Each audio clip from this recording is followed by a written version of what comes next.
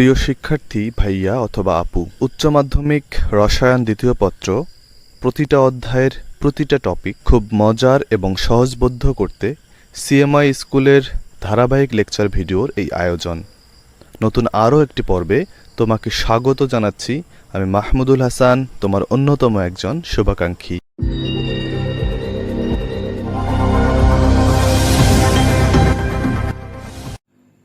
আজকের পর্বে আমরা কিটোন সম্বন্ধে আলোচনা করব। বিগত পর্বে আমরা অ্যালডিহাইড সম্বন্ধে পড়েছিলাম। অ্যালডিহাইড এবং কিটোন একই কার্বনিল যৌগের অন্তর্ভুক্ত। এই কারণে আমরা অ্যালডিহাইড এবং কিটোনের মধ্যে অনেক সময় মিল খুঁজে পেয়ে থাকি।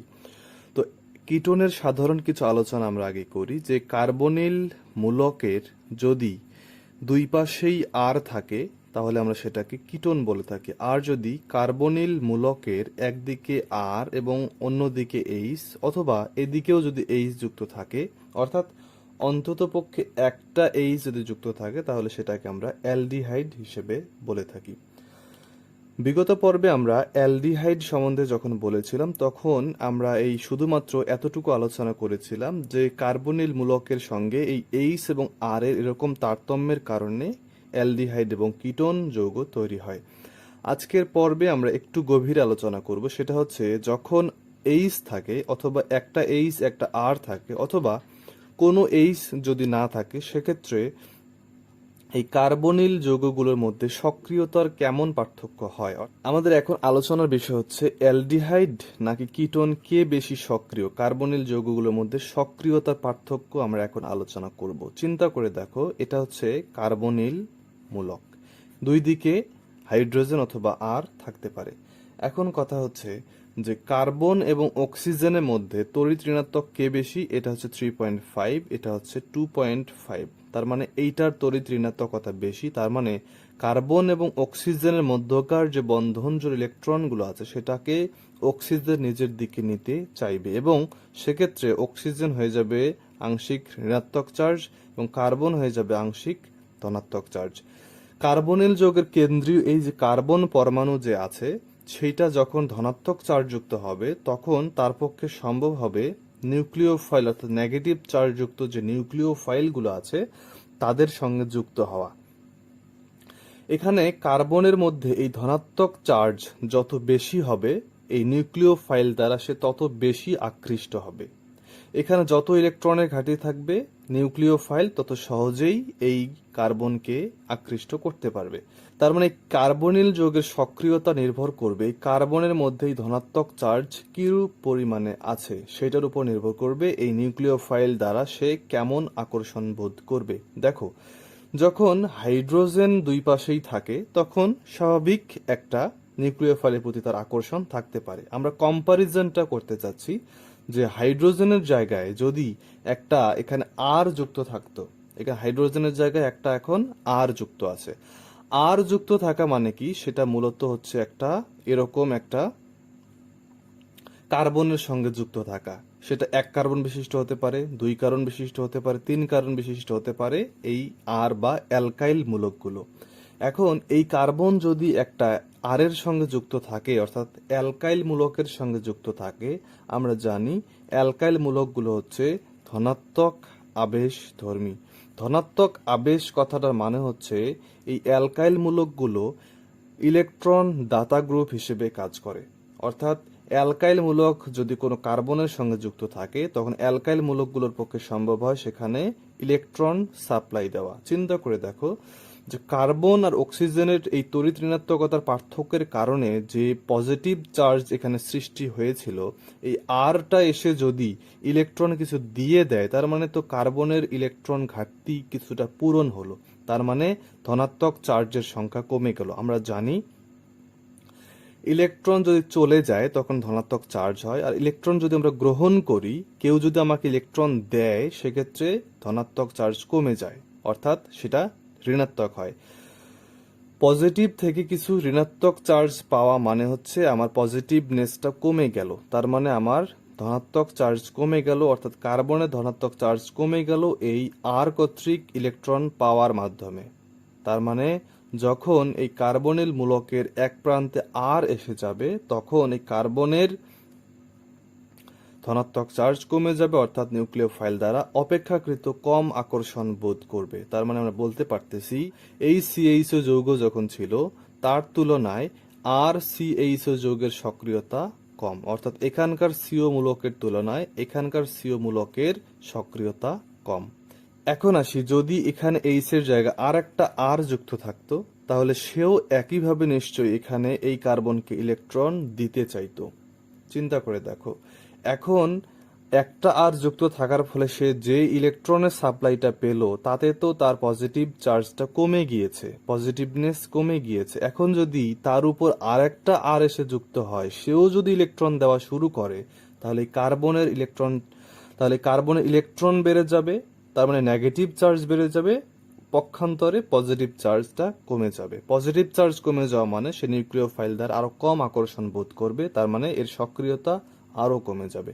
তার মানে আমরা বলতে পারি যে যদি আর দুই দিকে থাকে তাহলে সেটার সক্রিয়তা আরো কমে যায়, অর্থাৎ এখানকার সিও মূলকটা এর থেকে আরো কম সক্রিয়। তার মানে আমরা বলতে পারি যে ফর্মেলডিহাইডের সক্রিয়তা সব থেকে বেশি, তারপরে অ্যালডিহাইডের সক্রিয়তা এবং তারপরে কিটোনের সক্রিয়তা। তার মানে আমাকে যদি বলা হয় যে অ্যালডিহাইড এবং কিটোনের মধ্যে কে বেশি সক্রিয়, আমি বলবো যে অ্যালডিহাইড অবশ্যই বেশি সক্রিয়, তারপরে কিটোন। অ্যালডিহাইডগুলোর মধ্যে ফর্মেলডিহাইডের সব থেকে বেশি, তারপরে অন্যান্য অ্যালডিহাইড, তারপরে অন্যান্য কিটোন। এখানে আরেকটা কথা গুরুত্বপূর্ণ বলে মনে করছি, সেটা হচ্ছে এই আর গুলো যদি বেশি কার্বনের হয় তার মানে সে বেশি ইলেকট্রন সাপ্লাই দিতে পারবে এই কার্বনে। তার মানে CH3CO এরকম একটা মনে করো অ্যালডিহাইড আছে, সে স্বাভাবিকভাবে এক কার্বন বিশিষ্ট অ্যালকাইল মূলক, সে এই কার্বনের মধ্যে ইলেকট্রন সাপ্লাই দিয়ে পজিটিভ চার্জকে কমিয়ে দিচ্ছে। এখন যদি এখানে C2H5COH এরকম একটা অ্যালডিহাইড যদি হয়, তার মানে আগের তুলনায় বেশি কার্বন বিশিষ্ট অ্যালকাইল মূলক এখন একে ইলেকট্রন সাপ্লাই দিচ্ছে। তার মানে আগে তার মধ্যে যেরকম ইলেকট্রন সে পাইতো তার থেকে বেশি ইলেকট্রন এখন সে পাচ্ছে। তার মানে এখানে যত পজিটিভ চার্জ তার আছে তার তুলনায় এখানে পজিটিভ চার্জ আরো কম। তার মানে আমরা বলতে পারি যে বেশি কার্বন সংখ্যা বিশিষ্ট অ্যালকাইল মূলক যদি কার্বনিল মূলকের কার্বনে যুক্ত থাকে সেখানে বেশি ইলেকট্রন পায়, বেশি ইলেকট্রন পাওয়া মানে পজিটিভ চার্জ আরো কমে যায়, আরো কমে যায় মানে তার সক্রিয়তা আরো কমে যায়। তার মানে এখান থেকে আমরা বিভিন্ন অ্যালকাইল মূলক বিশিষ্ট যে অ্যালডিহাইড গুলো আছে তাদের মধ্যকার পার্থক্যগুলো আমরা করতে পারবো, এবং অ্যালডিহাইড এবং কিটোনের মধ্যকার সক্রিয়তা পার্থক্য আমরা এখান থেকে করতে পারবো। এখন আমরা চলে আসি কিটোন প্রস্তুতিতে। আমরা প্রথমে অ্যালকোহল থেকে প্রস্তুত করব। আমরা যখন অ্যালডিহাইড পড়েছিলাম তখন দেখেছিলাম যে প্রাইমারি অ্যালকোহল RCH2OH এরকম প্রাইমারি অ্যালকোহলকে যদি আমরা জাইমান অক্সিজেন, যেটা কিনা আসে পটাশিয়াম ডাইক্রোমেট এবং গাঢ় সালফিউরিক অ্যাসিডের বিক্রিয়া হতে, সেই বিক্রিয়াটা আমরা দেখিয়েছিলাম, সেখান থেকে জাইমান অক্সিজেন উৎপন্ন হয়। এই জাইমান অক্সিজেন এই অ্যালকোহলকে জারিত করে অ্যালডিহাইডে পরিণত করে। তার মানে RCHO প্লাস পানি উৎপন্ন করে। সেখানে আমরা এটাও দেখিয়েছিলাম যে এই জাইমান অক্সিজেন দ্বারা যে জারণটা হয় সেখানে মূলত এখানকার OH মূলক এবং এখানকার একটা হাইড্রোজেন মূলক মিলে এই পানিটা তৈরি করে, এবং এই অক্সিজেনটা সেখানে যুক্ত হয় আর CHO তৈরি করে। তার মানে এখানকার হাইড্রোজেনের একটা হাইড্রোজেন তো OH এর সাথে যুক্ত হয়ে যায়। তার মানে এই একটা হাইড্রোজেনের জায়গায় যদি একটা আর থাকতো এবং এখানে OH থাকলো, এখানে জাইমান অক্সিজেন, এখানে সেম জিনিস, তাহলে এইখানকার এইচটা এবং এখানকার ওএইচটা মিলে পানি উৎপন্ন করবে, এবং এই অক্সিজেনটা এখানে যখন ঢুকে যাবে তখন দেখো তো আর কি থাকছে, এখানে আর থাকছে CO এবং আর, তার মানে RCOR। অর্থাৎ আমরা যদি 2 ডিগ্রি অ্যালকোহলকে এরকম পটাশিয়াম ডাইক্রোমেট এবং সালফিউরিক অ্যাসিড দ্বারা জারণ করাই, তার মানে আমরা সেখান থেকে পাবো কিটোন। তার মানে 1 ডিগ্রি অ্যালকোহলকে জারণ করলে পাই অ্যালডিহাইড, 2 ডিগ্রি বা সেকেন্ডারি অ্যালকোহলকে জারণ করলে পাবো আমরা কিটোন। এখন আসি কার্বক্সিলিক অ্যাসিডের ক্যালসিয়াম লবণ থেকে। এই টার্মটাও আমরা বিগত পর্বে পড়েছিলাম। সেখানে দেখেছিলাম যে যদি HCOO 2C অর্থাৎ ক্যালসিয়াম ফরমেট লবণকে যদি আমরা শুধুমাত্র পাতন করে নেই তাহলে পাবো HCHO। যদি আমরা HCOO2C এর সঙ্গে অন্য যে কোনো একটা RCOO2C এর মধ্যে বিক্রিয়া করিয়ে পাতন করাই তাহলে আমরা সেখান থেকে পাবো RCHO।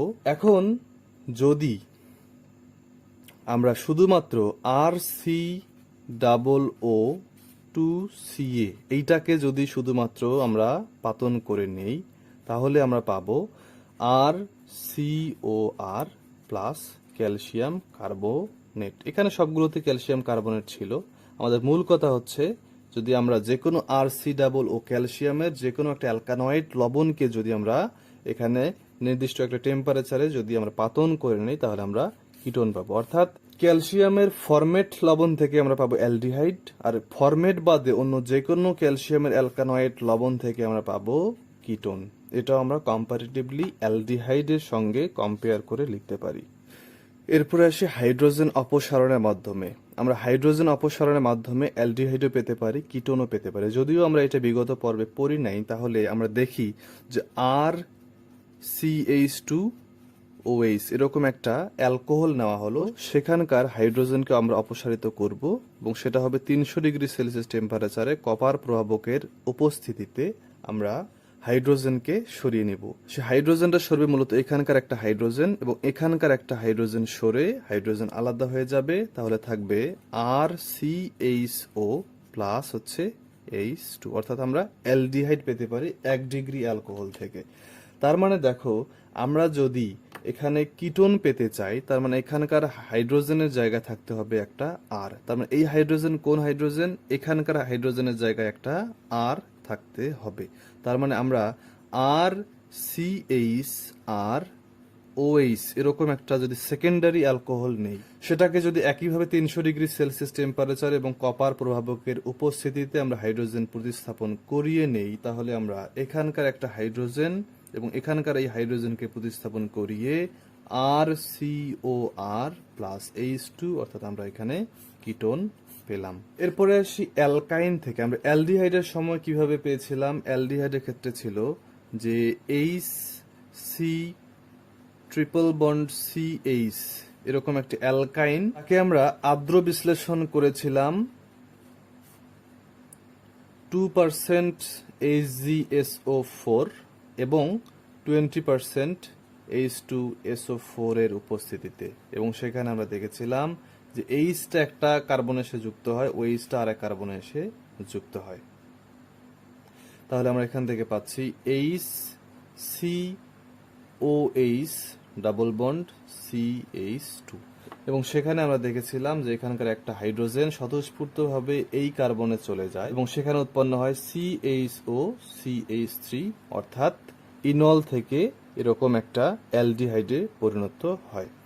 এখন চিন্তা করো, আমরা যদি এই প্রক্রিয়ায় কিটোন পেতে চাই তার মানে এই হাইড্রোজেনের জায়গায় একটা R থাকতে হবে। এই হাইড্রোজেনের জায়গায় R থাকা মানে হচ্ছে এই হাইড্রোজেনের জায়গায় R থাকা, এই হাইড্রোজেনের জায়গায় R থাকা মানে হচ্ছে এই হাইড্রোজেনের জায়গায় একটা R রাখতে হবে। তাহলে আমরা বিক্রিয়াটা এভাবে চিন্তা করতে পারি, RC ট্রিপল বন্ড CH, এটাকে আমরা আর্দ্র বিশ্লেষণ করব একই প্রক্রিয়ায়, তখন এইচটা এখানে যুক্ত হবে, ওএইচটা এখানে যুক্ত হবে হোক, তবে RCOOH ডাবল বন্ড CH2 এই অক্সিজেনটা এখানে স্বতঃস্ফূর্তভাবে যখন যাবে তখন আমরা পাবো RCOCH3 অর্থাৎ একটা আমরা কিটোন পাবো। কিটোন শনাক্তকরণ আমরা করব হ্যালোফর্ম বিক্রিয়ার সাহায্যে। দেখো, হ্যালোফর্ম বিক্রিয়ার সাহায্যে শুধু কিটোন যে শনাক্ত করা যাবে তা নয়, হ্যালোফর্ম বিক্রিয়ার সাহায্যে আমরা কি শনাক্ত করে থাকি যে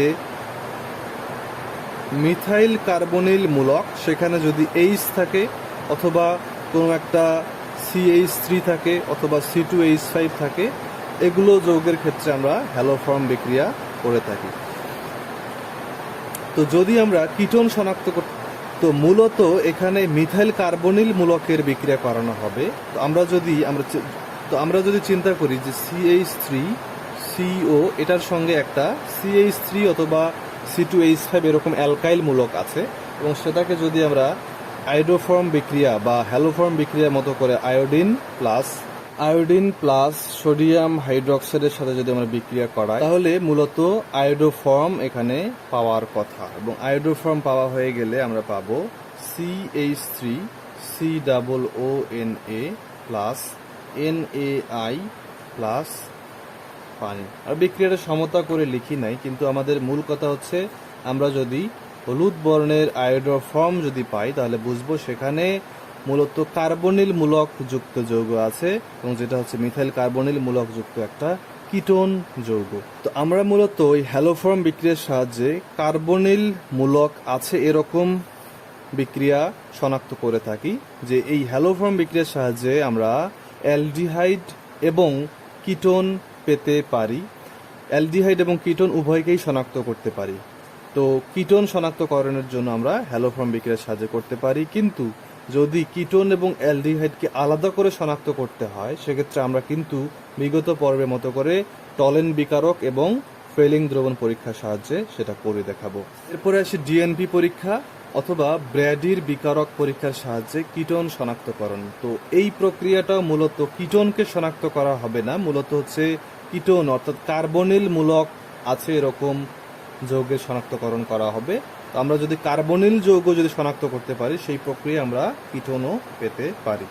তো ডিএনপি মানে হচ্ছে 2,4-ডাইনাইট্রোফিনাইল হাইড্রাজিন, এটাকে বলা হচ্ছে ডিএনপি। তো আমরা যদি ডিএনপি এর গঠনটা লিখতে চাই, গাঠনিক সংকেত, এটা হচ্ছে ডিএনপি ডাইনাইট্রোফিনাইল হাইড্রাজিন। এটা 2,4-ডাইনাইট্রোফিনাইল হাইড্রাজিন, এটাকেই বলা হচ্ছে ব্র্যাডির বিকারক।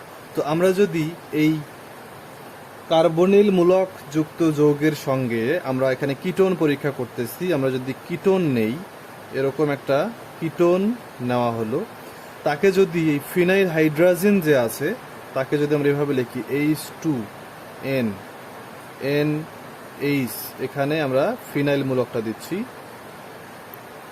এখানে হচ্ছে NO2, এখানে হচ্ছে NO2। আমরা 2,4-ডাইনাইট্রোফিনাইল হাইড্রাজিন কিভাবে লিখলাম, সেখানে মূলত এই অক্সিজেন এবং হাইড্রোজেন সেটা আলাদা হয়ে পানি আকারে চলে যাবে, তাহলে থাকতেছে R+C ডাবল বন্ড N চলে আসলো, N এখানে H, এখানে এই ফিনাইল মূলকটা লিখতে হবে এবং নাইট্রো মূলকটা 2 নম্বর এবং 4 নম্বর পজিশনে দেওয়া হলো, এবং উৎপন্ন হচ্ছে পানি। তো যে প্রোডাক্টটা তৈরি হলো এটা মূলত হচ্ছে হলুদ কালারের একটা প্রোডাক্ট তৈরি হলে আমরা বুঝবো যে ডিএনপি পরীক্ষায় এরকম হলুদ কালার একটা প্রোডাক্ট পাওয়া গেছে, তার মানে সেখানে এরকম কিটোন যৌগ আছে।